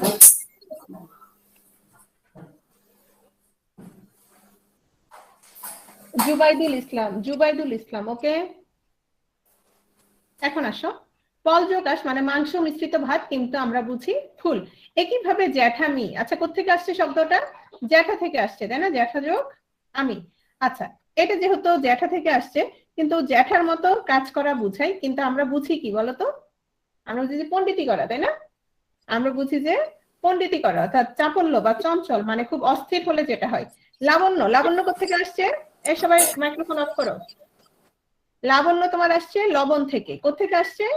লবণ থেকে, মানে হচ্ছে লবণ যোগ জ হচ্ছে প্রত্যয়, মানে হচ্ছে লাবণ্য। তো লাবণ্য মানে হচ্ছে তোমার লবণের মতো, লবণের মতো। কিন্তু আমরা কি বুঝি বলতো? লাবণ্য মানে হচ্ছে সৌন্দর্য বা সুন্দর, এগুলো বুঝি। কুশল, কুশ মানে কি জানো? কুশ মানে হচ্ছে খড়, কুশ হচ্ছে খড়। তাহলে কুশ যোগ অল মানে হচ্ছে যে কি আনে? কুশ যোগ অল মানে যে খড় আনে। তাহলে দেখা যাচ্ছে আমরা কুশল মানে বুঝছি যে মঙ্গল, বা বলে না কুশল কামনা করেছে, মঙ্গল কামনা করেছে, তাহলে মঙ্গল বা কল্যাণ। তাহলে দেখো তো পলাশ, জ্যাঠামি, লাবণ্য, কুশল, এগুলো একটারও কিসের সাথে মিল নাই? উৎপত্তির সাথে মিল নেই। বুঝতে পেরেছো বিষয়টা? হরিণ নিয়ে যাদের প্রশ্ন ছিল, তারপর আরো দুই একটা প্রশ্ন যাদের ছিল, তারা উত্তরটা পেয়েছো? আচ্ছা, হরিণ শব্দের বিশ্লেষণ আমি অলরেডি করে দিয়েছি। হরিণ হচ্ছে প্রত্যয় সাধিত শব্দ। আচ্ছা, সবাই যেহেতু বুঝেছো, আমরা চলে যাচ্ছি যোগ রূঢ় শব্দ। নীলুফা, আমরা আসছি, দেখো। আচ্ছা, তুমি নীলুফা কোন প্রশ্নটা করেছে? রাখাল প্রশ্নটা করেছো। রাখাল হচ্ছে রাখ যোগ আল, মানে হচ্ছে যে রাখে। ঠিক আছে, রাখ যোগ আল, যে রাখে বা রক্ষা করে।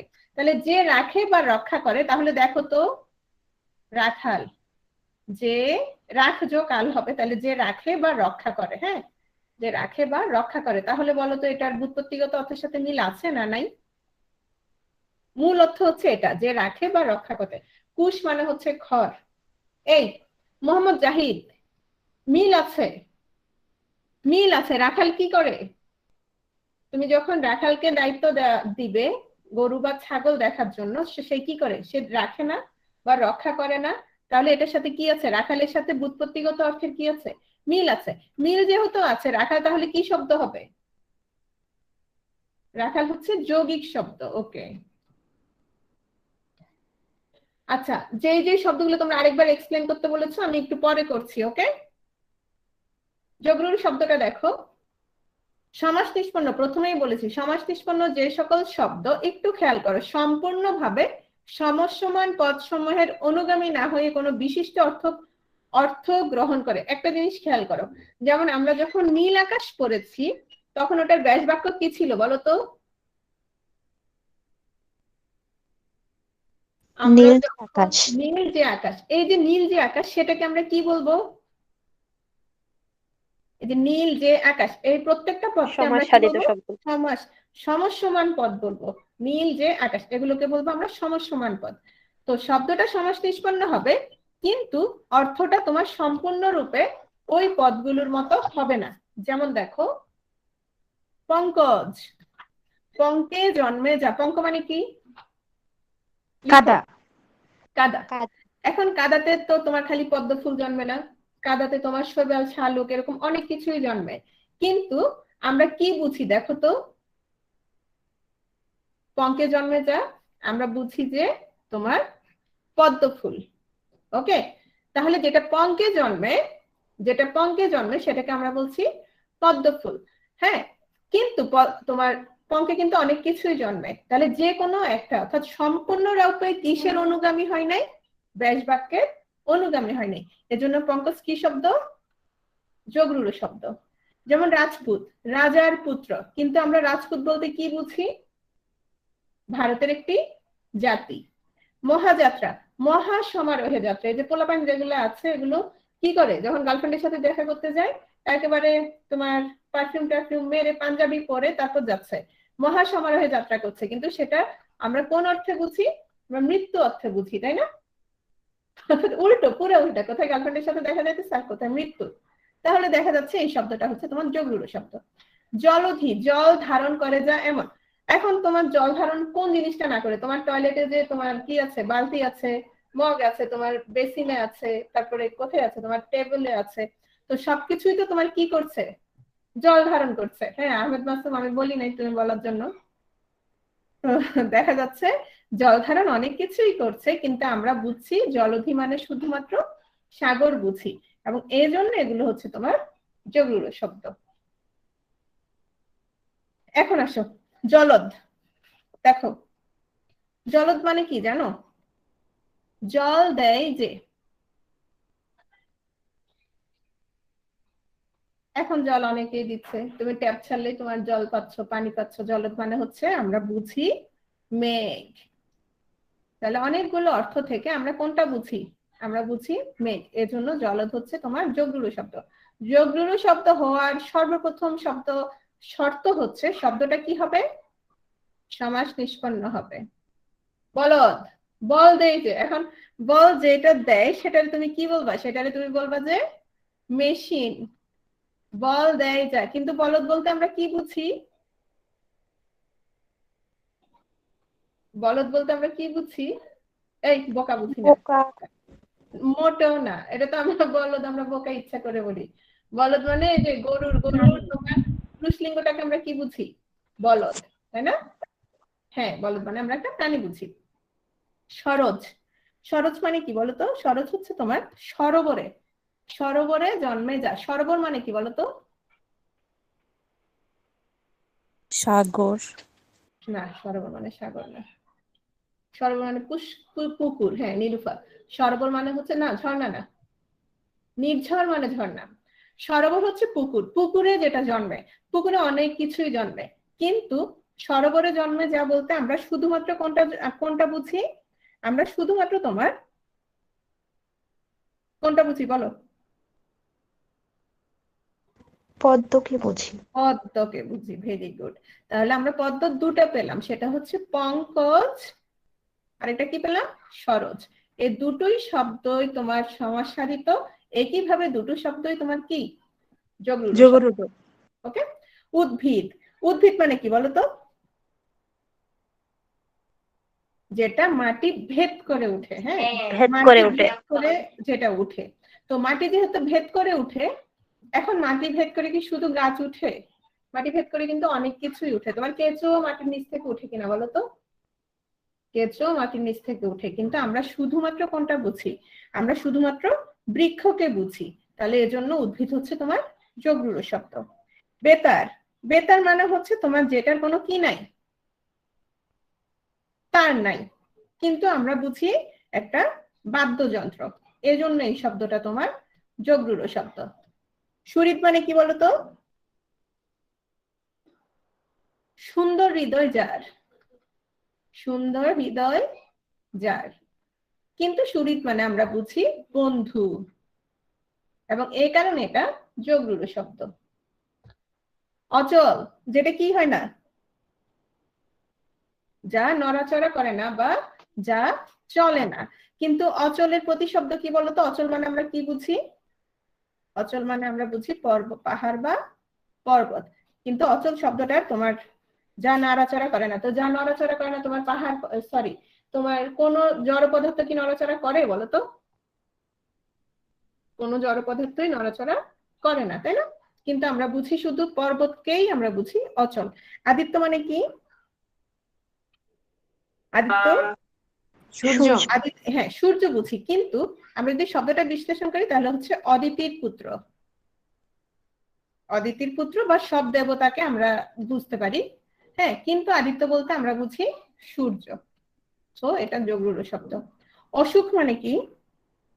যার কোনো কি নাই, যার সুখ নেই, নেই সুখ যার। হ্যাঁ, নেই সুখ যার, কিন্তু আমরা সেটা না বুঝি, আমরা অসুখকে কি বুঝি?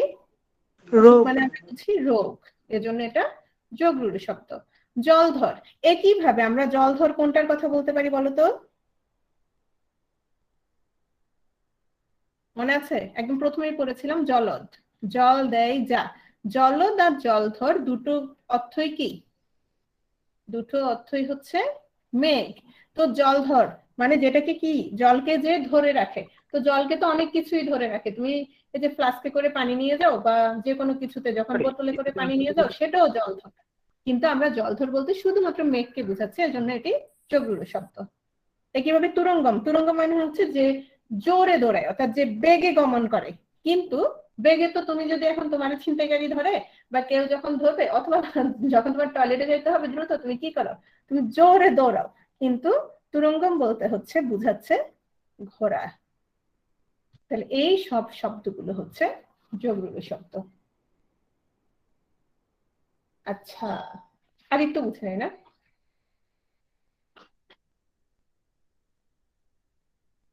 অর্থ সম্পূর্ণরূপে অনুগামী হচ্ছে না বলে এটা যোগরূঢ় শব্দ। তবে এটা মনে রাখবে যে সমাস নিষ্পন্ন শব্দ, অর্থমূল। তাহলে আমরা যদি সামারি করি, টোটাল সবকিছু একটু আরেকবার দেখিয়ে দিই। আমরা কি কি পড়লাম? আমরা আজকে পড়েছি মূলত শব্দের প্রকারভেদ। প্রথমে আমরা পড়েছি, একটু খেয়াল করো, আমরা একদম প্রথমে শব্দ কত প্রকার পড়েছি? শব্দের কয় প্রকার শ্রেণী বিভাগ পড়েছি? যারা এতক্ষণ দিতে পারো নাই, এতক্ষণ যারা মনোযোগ দিতে পারো নাই, অন্তত দুটো স্লাইড মনোযোগ দাও, খেয়াল করবা, বুঝে যাবা।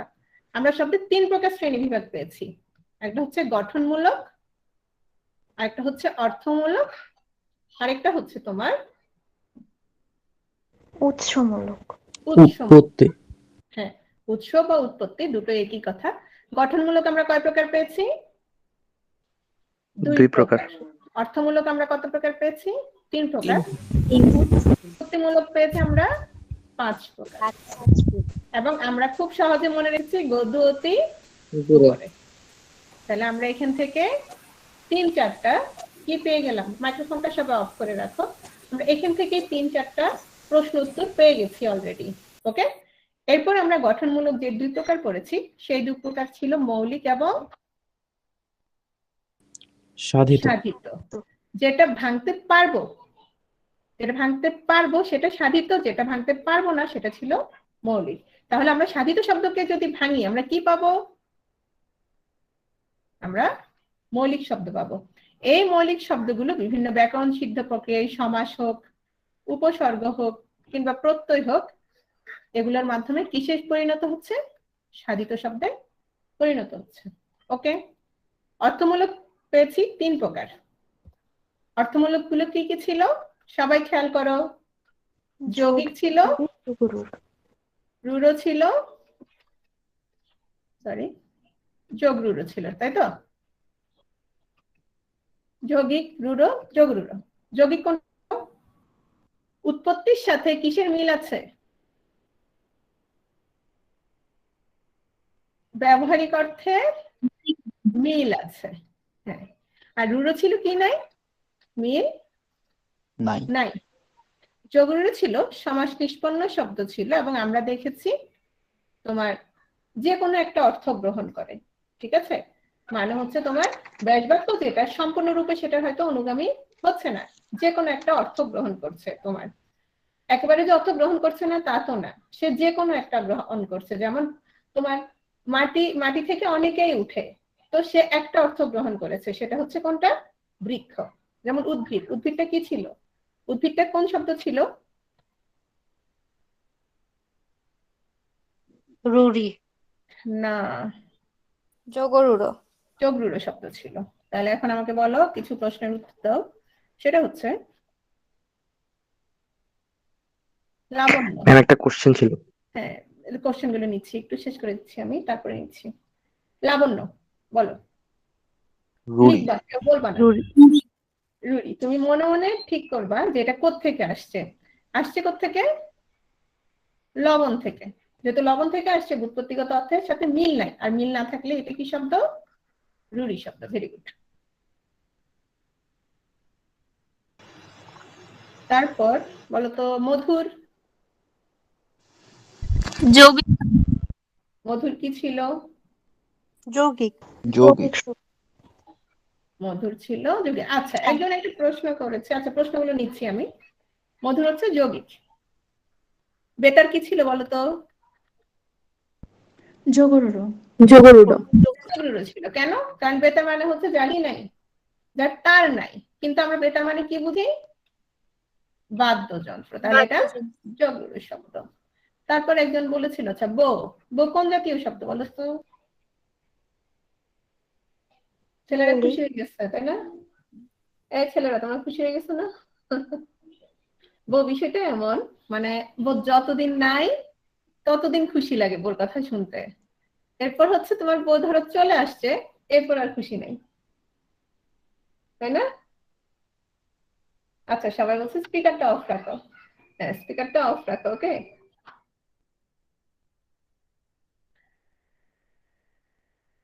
তারপর হচ্ছে আরো কিছু শব্দ বলছি। প্রবীণ। প্রবীণ শব্দটা কি বলতো? রুড়ি শব্দ। মাইক্রোফোন অফ রাখো। প্রবীণ হচ্ছে রুড়ি শব্দ, কারণ প্রকৃষ্ট রূপে বীণা বাজান যিনি, তো এটা কি নাই, এটা মিল নেই। Very good. উপসর্গ কি ছিল? একটা জিনিস কি জানো, ধরো তুমি যখন অনেক শব্দ পড়বা, বিশেষ করে সমার্থক শব্দগুলো যখন পড়ে ফেলবা, তখন অনেক কিছু বুঝতে আরো ইজি হয়ে যাবে। যেমন এখানে স্বর্গ, স্বর্গ মানে হচ্ছে অধ্যায়, আর উপ মানে তো জানো আগে, মানে আগের অধ্যায়। তাহলে দেখা যাচ্ছে উপসর্গ মানে আগের অধ্যায়টা বুঝি না, আমরা কি বুঝি? আমরা বুঝি যে কোন রোগের লক্ষণ। তাহলে যেহেতু লক্ষণটা বুঝছি, সেহেতু এটা রুড়ি শব্দ, মানে হচ্ছে এটাও মিল নেই। তাহলে যেটা মিল আছে সেটা হচ্ছে যৌগিক, যেটা মিল লাইন সেটা হচ্ছে রুড়ি, আর যেটা সমাস নিষ্পন্ন এবং যে কোনো একটা অর্থ গ্রহণ করে সমাস নিষ্পন্ন, এটা অবশ্যই হবে সমাস নিষ্পন্ন। যেহেতু যে কোনো একটা অর্থ গ্রহণ করে, সেটা হচ্ছে যোগরূঢ়। এই ক্লাসটা আমি আরো অনেক দ্রুত নেই, হ্যাঁ আরো অনেক দ্রুত নেই, কিন্তু আজকে প্রথম ক্লাস হওয়াতে আমি আস্তে আস্তে ক্লাসগুলো নিয়েছি। এরপর কিন্তু তোমরা আরো দ্রুত তাল মিলাতে হবে, ঠিক আছে?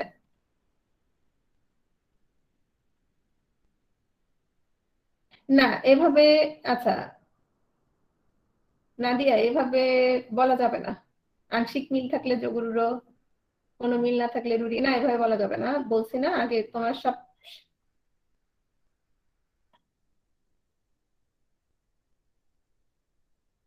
আচ্ছা, এই ক্ষেত্রে রাখাল শব্দটা বেশিরভাগ ক্ষেত্রেই আমরা তোমার যৌগিক শব্দ, কারণ যে রাখে তোমার কিছুটা কিন্তু মিল আছে, এবং রাখাল শব্দটা যৌগিক হিসেবেই অনেক জায়গায় তোমার উল্লেখ করা আছে, ঠিক আছে? আচ্ছা, চিকে মারা আরেকবার বুঝিয়ে দিচ্ছি। আর এমনি অন্য কোনো প্রশ্নগুলো আমি নিচ্ছি। আর কারো কোনো সমস্যা আছে? আজকে অনেকেই আসছে, আজকে প্রথম ক্লাস ছিল। প্রশ্নগুলো নিচ্ছি অন্যদের, ধরো এখন যে প্রশ্নগুলো নিচ্ছি এটা কি কি তোমার যেহেতু এই টপিক সম্পর্কিত প্রশ্নগুলো নিচ্ছি, কিন্তু আদার্স কোনো আর প্রশ্ন আছে বা টপিকগুলো বুঝতে কারো অসুবিধা হয়েছে? আরো যারা আছো সবাই লিখতে পারো। আচ্ছা, মূল জিনিসটা বুঝছো তো? বেসিকটা ক্লিয়ার হয়েছে কিনা সেটা বলো। মূল জিনিসটা বুঝছো কিনা? হ্যাঁ, অর্থাৎ শব্দের যে শ্রেণী বিভাগটা আমরা মূলত বুঝিয়েছি সেটা বুঝলে হলো। হ্যাঁ, ওকে, ঠিক আছে, আমি বাকি প্রশ্নগুলো নিচ্ছি।